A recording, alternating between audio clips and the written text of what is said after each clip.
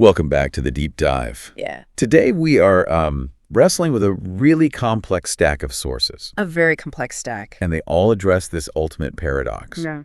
How do you prepare for a world-changing event when, every signal around you just insists that life is perfectly normal?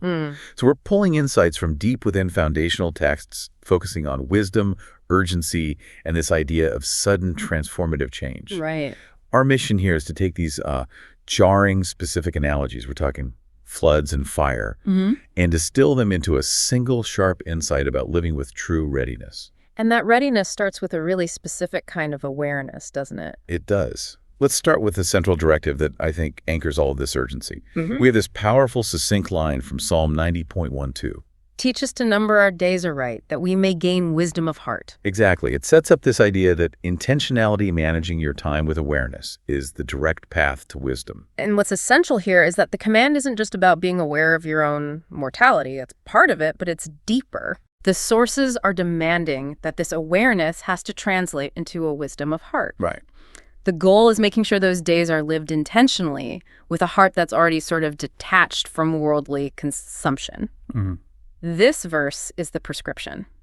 If you understand the clock is ticking, you will prioritize differently. It fundamentally reframes time management. It's not about productivity. It's soul management. That's a great way to put it. So if intentionality is the key, then the next sources explain why that clock matters so much. Okay, let's unpack the core teaching here. Which is that this massive change will crash into existence while life is functioning perfectly normally. Totally unsuspectingly. And the text, it immediately uses the most famous examples to illustrate this fatal normalcy, starting with Noah. Of course. The sources detail exactly what people were doing right up until the flood arrived. They were eating and drinking, marrying and being given in marriage. Just engaged in necessary life-affirming routine, sustenance, relationships, celebration.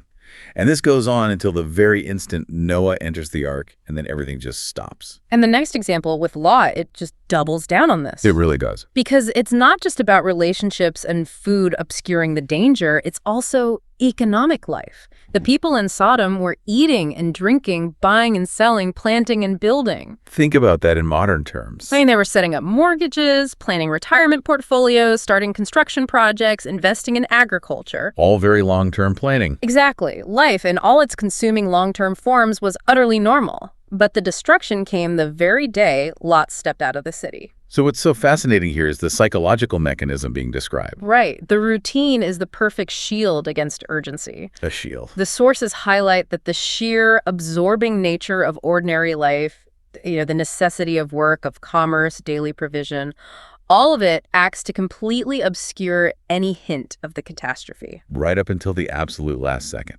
The very last second. So if normalcy is this perfect, deadly shield, the next section of the sources gives these just radical demands for what must happen when that shield fails. Let's look at the instructions for when the Son of Man is revealed. And for you, the listener, when the sources use this phrase, they're referring to this defining, transformative, world-changing moment. A moment of divine judgment or revelation. And the instructions here they're just breathtaking. The demand for immediate, total forfeiture. It's extreme. So if you are standing on the roof of your house, common thing back then, and your valuables are inside, you must not come down to collect them. They're instantly abandoned. Gone. Instantly. And if you are working out in the field, you must not turn back to grab anything, not even a coat. The movement must be forward, immediate, and completely unattached to property. Think about the sheer impossibility of that instruction in our material world. I can't. It's a demand for zero material dependency, just instantly.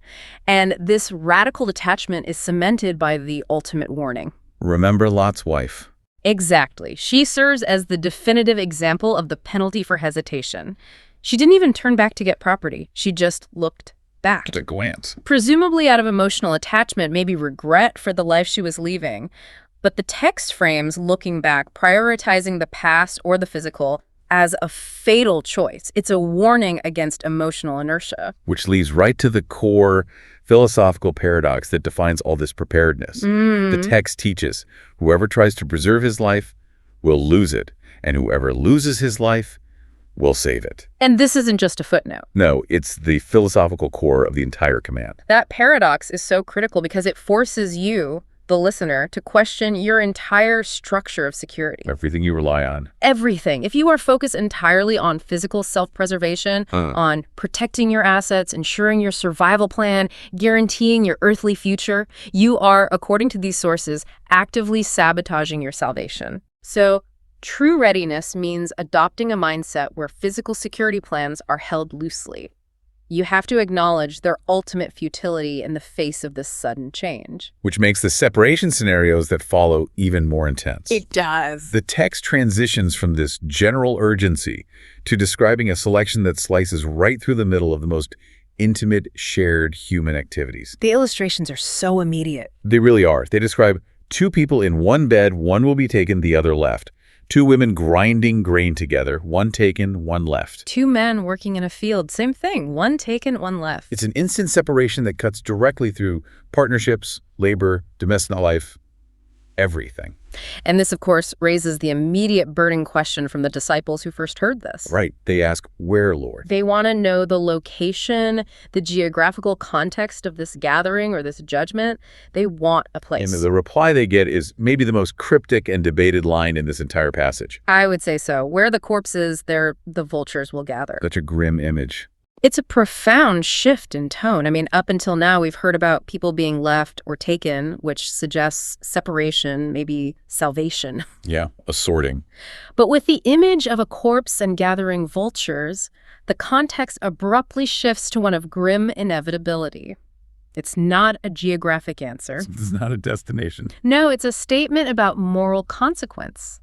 The metaphor suggests that the event, the judgment, will naturally occur where the conditions, the corpse or the spiritual deadness already exists. Vultures don't need a map. Exactly. They are drawn by necessity. It pushes the focus right back onto the moral state of the world, implying that judgment is just the inevitable consequence for those who are caught up in buying and selling and, refusing to look forward.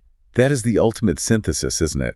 The intentionality that the song demands, the need to number your days right.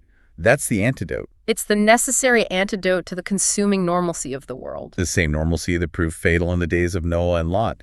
And these sources, they aren't just descriptive, they are prescriptive. They're a call to action. They're telling you that spiritual preparation has to happen now. Because when that world-changing moment arrives, you won't even have time to retrieve the keys to your car. Let alone the wisdom of heart you failed to cultivate. Right. So if we look at the entire narrative, the challenge to you, the listener, is avoiding that complacency that's just inherent in routine. The question for application is built right into our sources. What change can I make today in the middle of my buying and my building to live with the kind of intentionality that ensures I am not defined by what I own? Or what I look back upon. Precisely. So the core wisdom we've distilled today is really this. The sources demand radical spiritual preparation on the single assumption that tomorrow will look exactly like today. And that is precisely why the preparation has to be so radical. Yes. Readiness means living in this absolute tension between the necessary engagement with the world and, at the same time, absolute detachment from it. And that leads us to a final thought for you to consider.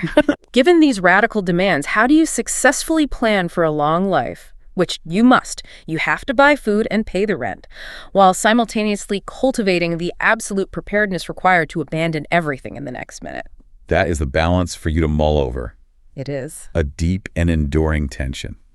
Thank you for joining us on this deep dive into urgency, wisdom, and the paradox of normalcy. Thanks for listening. We'll catch you next time.